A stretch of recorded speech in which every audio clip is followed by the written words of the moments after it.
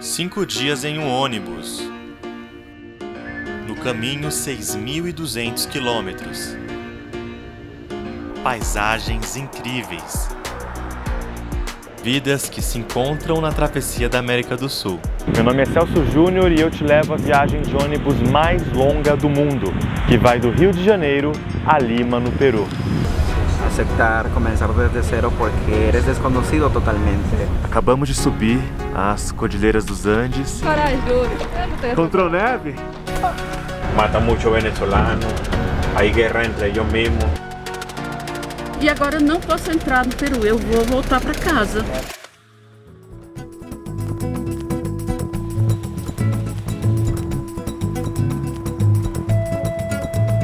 A nossa aventura começa aqui no Rio de Janeiro e percorre a América do Sul por completo, saindo aqui do Oceano Atlântico e chegando do outro lado do continente, no Oceano Pacífico. Em 5 dias, nós atravessaremos os estados do Rio de Janeiro, São Paulo, Mato Grosso do Sul, Mato Grosso, Rondônia, Acre. Cruzaremos a fronteira entre o Brasil e o Peru, chegando a Cusco e depois no nosso destino final, Lima. A viagem percorre a Estrada do Pacífico, também conhecida como Rodovia Interoceânica. Construída nos anos 2000, o projeto foi considerado um marco por integrar o Brasil e o Peru. Isso porque durante muitos anos, a Amazônia e os Andes funcionavam como uma espécie de barreira entre os dois países. 13 anos após a conclusão das obras, a circulação de cargas na Interoceânica é considerada baixa, mas a rota favorece o turismo e a circulação de pessoas. Entre essas pessoas, os passageiros da companhia de ônibus Transacriana, que parte a cada 2 semanas da rodoviária do Novo Rio. Entre esses dias vai tendo as paradas, de manhã, café, meio-dia almoço e à noite a janta. Uma dessas paradas vai ser feito o banho. Atualmente, a Transacriana é a única empresa a realizar esse percurso e cobra R$ 1.300 pela passagem. Ao todo, são rodados 300 mil quilômetros todos os anos, o equivalente a 7 voltas ao redor da Terra. Acabamos de entrar no ônibus que vai nos levar para essa viagem de 5 dias e, como vocês podem ver, estamos só nós aqui no momento, mas vão embarcar cerca de 20 pessoas na rodoviária do Tietê, em São Paulo. E eu quero mostrar para vocês aqui o assento em que nós vamos viver essa aventura. E bem confortável, ele reclina bastante, então aparentemente vai ser possível dormir bem, mas depois de 5 dias no assento de um ônibus é que a gente vai descobrir de fato.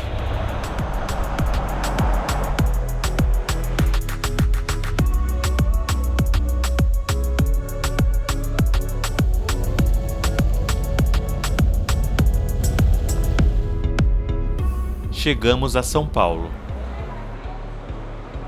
E a maior parte dos passageiros embarca na rodoviária do Tietê. Lima, né? Lima. Isso, Lima. Son 3 paradas por día, ¿ok? Recomiendo que por favor utilicen los bañeros en las paradas. Por favor también no traigan alimentos para dentro del bus. Usamos o cinto de segurança. É obrigatório, vamos fazer o uso dele todo tempo. Uma boa viagem para nós todos, tá? Vamos prosseguir a nossa viagem agora, tá bom?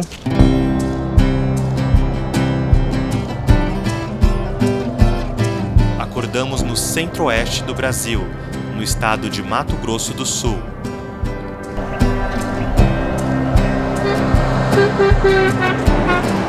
Gente, eu estou no ônibus que eu vou ficar 5 dias no ônibus. Vou dormir 5 noites aqui nesse cantinho aqui, né? A gente tem que meter a cara e sair pelo mundo. O mundo não pode ficar restrito só aquele seu mundinho. A gente tem que sair da zona de conforto. Helena é aposentada e decidiu viajar sozinha até Lima para viver uma aventura. Mas eu não consegui encontrar nenhuma doida que viesse comigo, que quisesse vir comigo nessa aventura. Mas encontrou outros passageiros com o mesmo desejo, se aventurar pelas estradas da América do Sul. Esse mundo é maravilhoso demais, é muito bom. O Brasil é muito bom, mas você conhecer outros lugares é show de bola, é muito bom. E o mundo é uma forma de você conhecer lugares que possa inspirar alguma coisa. E as pessoas também sonham em sair, viajar, não precisa ter muita grana, basta ter um planejamento e o mundo trará muitas coisas boas para você conhecer. 24 horas após a nossa saída do Rio de Janeiro, chegamos a Campo Grande, capital de Mato Grosso do Sul. Na parada, aproveitamos para almoçar e conhecer um pouco mais da culinária local. De volta à estrada, percorremos as vastas propriedades agrícolas da região, que é uma das principais produtoras de soja, milho e pecuária do país. Nós também estamos conhecendo as paisagens desse Brasil que eu imaginava, mas que realmente é um Brasil muito grande. À noite, chegamos a Mato Grosso, o quarto estado brasileiro da nossa viagem. Aqui paramos cerca de 40 minutos para jantar, escovar os dentes e tomar banho. Durante a madrugada, o ônibus adentra os rincões do estado, passando pela capital Cuiabá.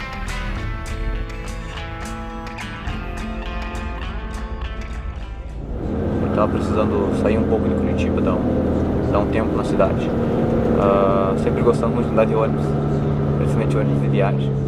Matheus buscou na internet pela viagem mais longa de ônibus que poderia fazer. A gente nunca fez uma aventura assim, né? Passar 5 dias juntos num ônibus também é bem diferente, né? O motivo? Passar mais tempo com a mãe Sueli e ajudá-la a se recuperar de uma situação nada fácil. Teve um momento muito difícil na minha vida, esses últimos meses. Eu estava muito estressada e agora saindo assim, dando uma relaxada, viajar, ver essa paisagem, conviver com outras pessoas, está me fazendo muito bem. Casi como un año que ya estoy viviendo en Brasil. ¿Fuiste con mucha plata, con todo listo? No. Fui con poco dinero, ¿sabes? Yo creo que con 1.200 soles que cambié en reales me dio como unos 1.000 reales.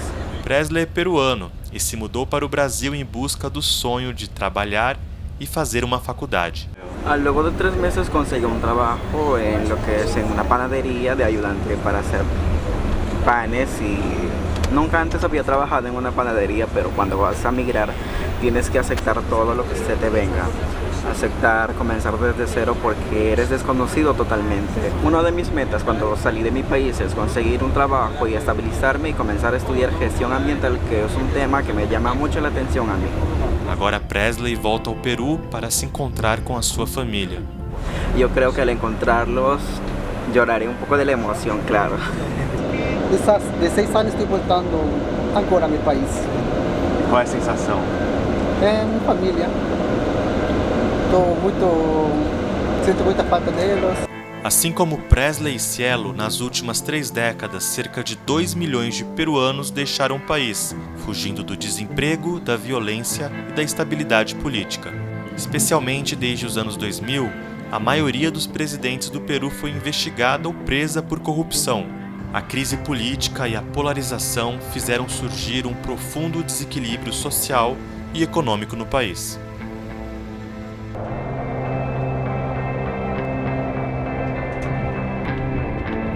O ônibus da Transacriana avança pelo interior do Brasil e já estamos perto de deixar o estado de Mato Grosso. Mas antes disso, paramos nesse restaurante, na cidade de Comodoro, a menos de 2 horas da divisa com Rondônia. Nessa região está localizada a área de transição entre a Amazônia e o Cerrado. Além disso, o Mato Grosso é o principal produtor agrícola do Brasil, responsável por mais de 30% dos grãos colhidos nacionalmente. Até aqui já viajamos 50 horas. Percorremos 2.800 quilômetros. Tudo tranquilo, tá dentro da programação. Fernando administra a companhia de ônibus Transacriana e, quando necessário, também dirige os ônibus da empresa. Previsão que amanhã cedo a gente esteja em Rio Branco e no final do dia, por volta de umas 16 horas, a gente esteja passando a alfândega do Brasil, entrando no Peru. Entramos em Rondônia, um dos estados que compõem a Amazônia brasileira. Por aqui, as plantações de grãos se estendem por dezenas de quilômetros. Na manhã do nosso 3º dia de viagem, chegamos ao estado do Acre e à tarde, com 3 horas de atraso, na capital Rio Branco. Na cidade, costuma ser realizada uma limpeza mais completa no veículo. Contudo, para chegar a tempo na fronteira, que fecha pontualmente às 17 horas, precisaremos continuar a viagem em outro ônibus.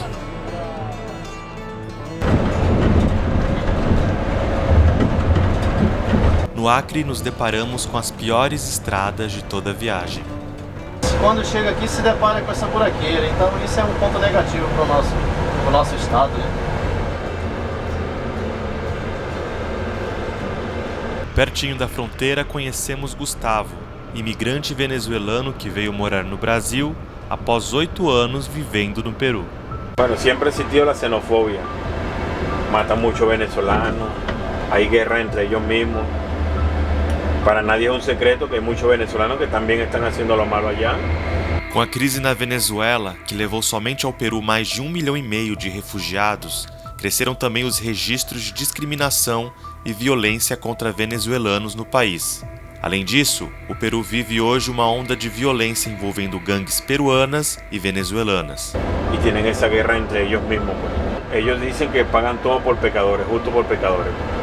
Formado em medicina na Venezuela, agora Gustavo trabalha como motorista.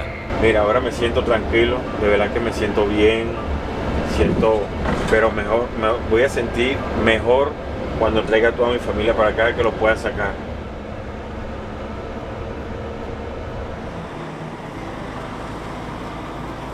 Chegamos a Assis, Brasil, cidade brasileira onde está localizada a fronteira entre o Brasil e o Peru. Aqui, todos os passageiros precisam descer do ônibus e passar pelas alfândegas dos 2 países antes de seguir viagem.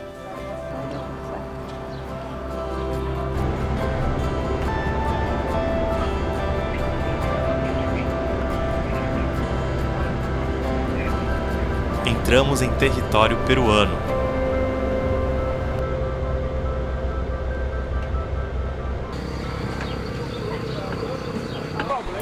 Na imigração, uma das passageiras se depara com uma surpresa nada agradável.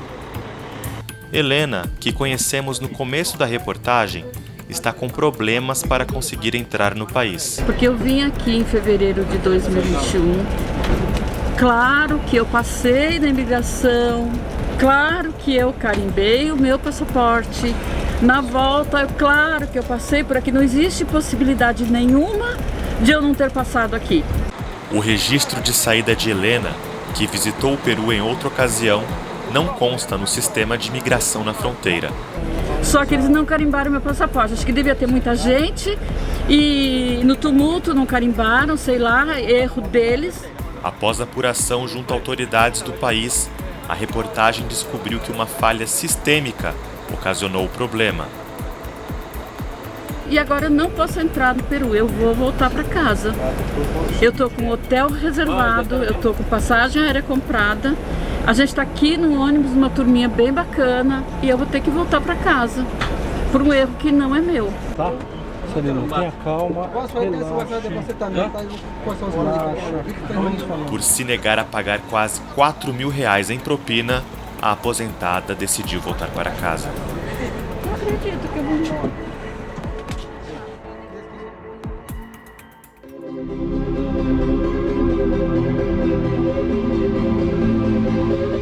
Acordamos na região de Madre de Dios, no Peru, onde ocorre a transição entre a floresta amazônica e os Andes.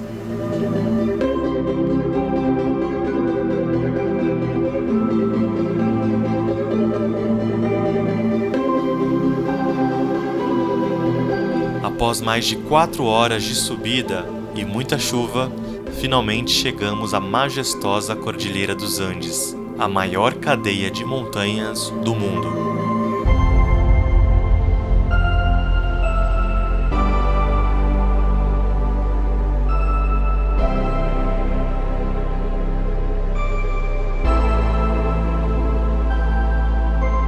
Acabamos de subir as Cordilheiras dos Andes, estamos em um dos pontos mais altos, mais de 4.700 metros.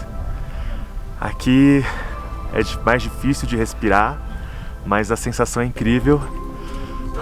Faz bastante frio mas subir até aqui depois de tantas horas é algo maravilhoso. Uma beleza de tirar o fôlego.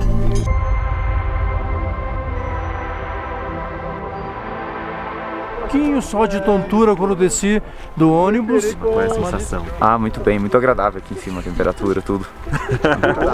Pra Curitibano tá agradável. É, pra Curitibano tá agradável. Fazendo amigos, conhecendo pessoas, muita felicidade. Olha a coragem do outro. Encontrou neve? Corajoso! Corajoso, frio! Ficando com gelo! Vamos voltar! Nesse restaurante tivemos nossas primeiras impressões da culinária local. Esse peixinho é uma delícia. Esqueci do sabor do peixe daqui.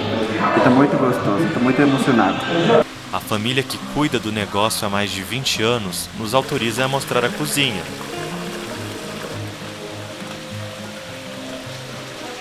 Aqui nós temos um chicharrón de alpaca, que é na verdade carne de alpaca frita, que é uma delícia, lembra a carne de sol lá do Nordeste. Também esse peixe, que eles chamam de trucha, e queijo frito.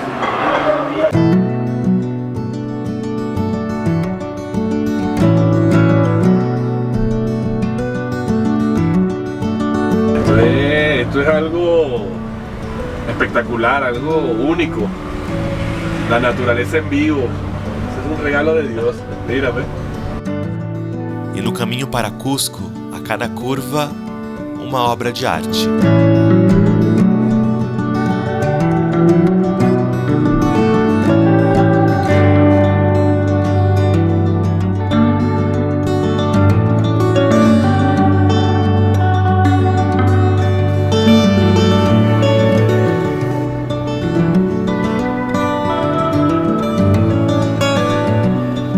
No terminal rodoviário de Cusco, capital do antigo Império Inca, parte dos passageiros se despede. A partir daqui, é possível acessar algum dos principais pontos turísticos do Peru, como Machu Picchu é o lugar mais visitado por todos os turistas e a Montanha das Sete Cores. Vou agora pro hostel ali, curtir ali agora um descanso e depois bater perna aí na cidade. Rapaz, eu vou para Machu Picchu. Estamos felizes de haber chegado.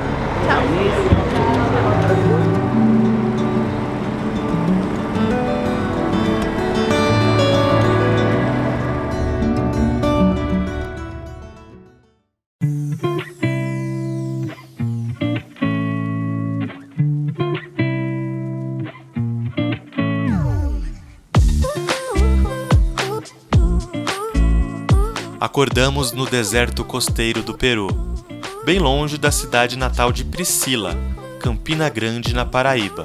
Eu nunca me imaginei numa viagem tão longa como essa dentro de um ônibus. Tinha momentos que eu olhava assim, meu Deus, o que é que eu tô fazendo aqui? Priscila embarcou nessa aventura por um único motivo: o amor.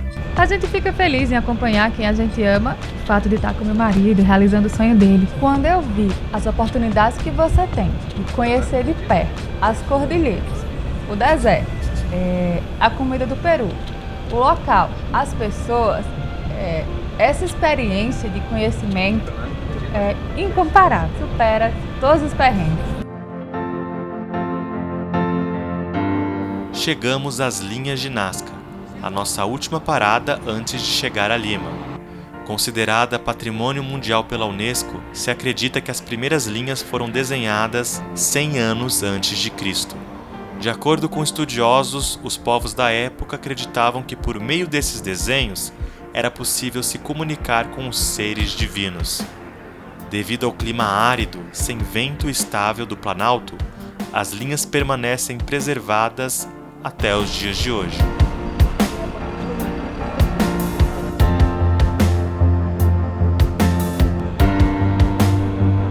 Cinco dias após sair do Rio de Janeiro, chegamos a Lima, capital do Peru. Com aproximadamente 12 milhões de habitantes, a cidade é considerada uma das maiores metrópoles da América Latina. Chegou? Chegamos?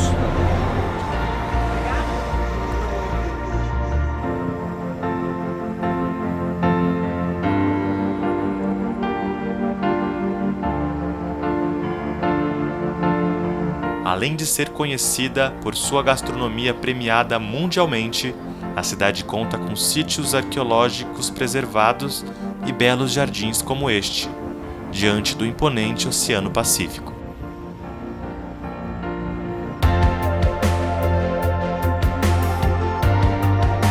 E por aqui nos encontramos com a Priscila, no Parque del Amor.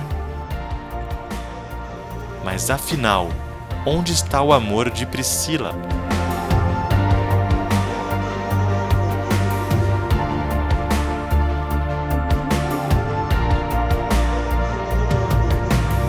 Após quase 130 horas de viagem, atravessamos a América do Sul e chegamos do outro lado do continente, no Oceano Pacífico. Em um ônibus, 25 pessoas compartilharam muito mais do que quilômetros percorridos.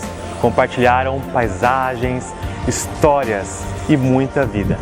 É um desafio do seu próprio medo, do seu próprio receio. É um desafio do que vai vir pela frente. Yo sé que no va a ser fácil porque tienes que ponerle bastante dedicación, mucho empeño a las cosas que quieres conseguir. Então a gente vai com medo e tudo.